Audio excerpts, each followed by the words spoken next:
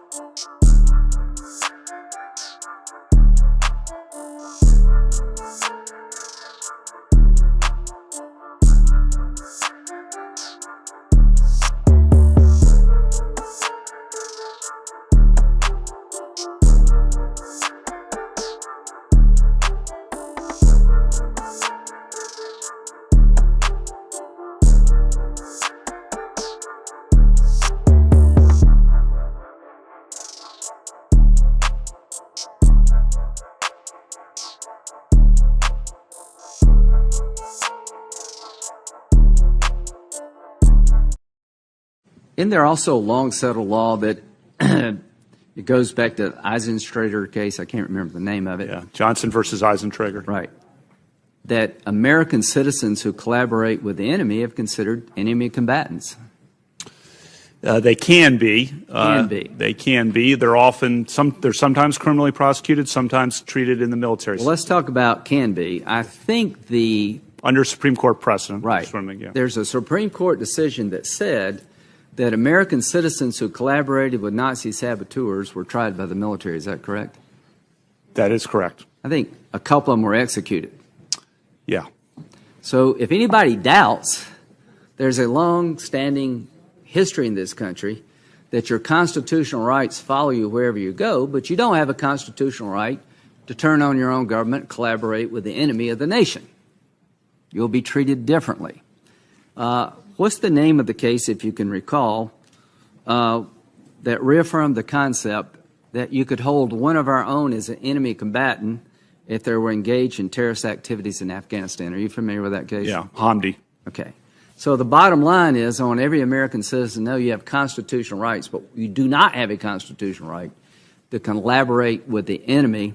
There's a body of law well developed long before 9/11 that understood the difference between basic criminal law and the law of armed conflict. Do you understand those differences? I do understand that they're different bodies of law, of course, Senator.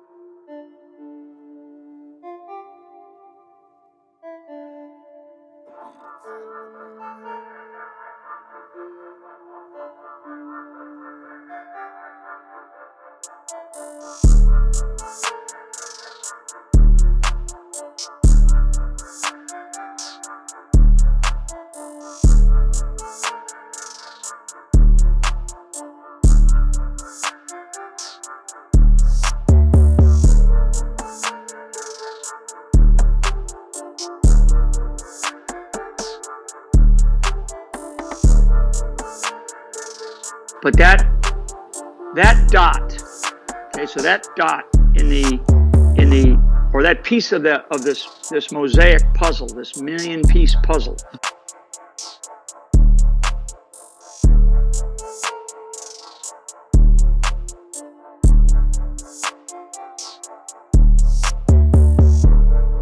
That has been put together, Dave, and actually you have, through you and through others like you, that, and I call them this sort of digital network of people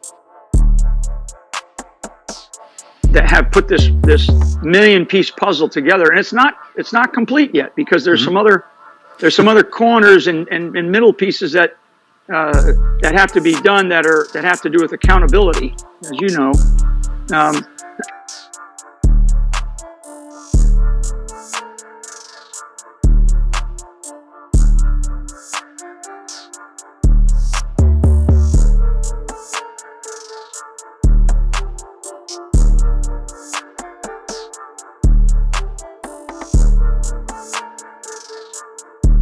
But why would Barack Obama be so threatened to mention me alongside dear leader Kim Jong-un, right? Who's everybody's got an opinion about him, but why? And I will say that for another time, because I do believe that there is an accountability that must occur. It has to occur. If it doesn't, our country is not going to be a country. That it has to do, I believe, with what you and I talked about. I think before we started, it has to do with the blunt truth of what his administration was doing publicly, and then what his administration got caught doing over time.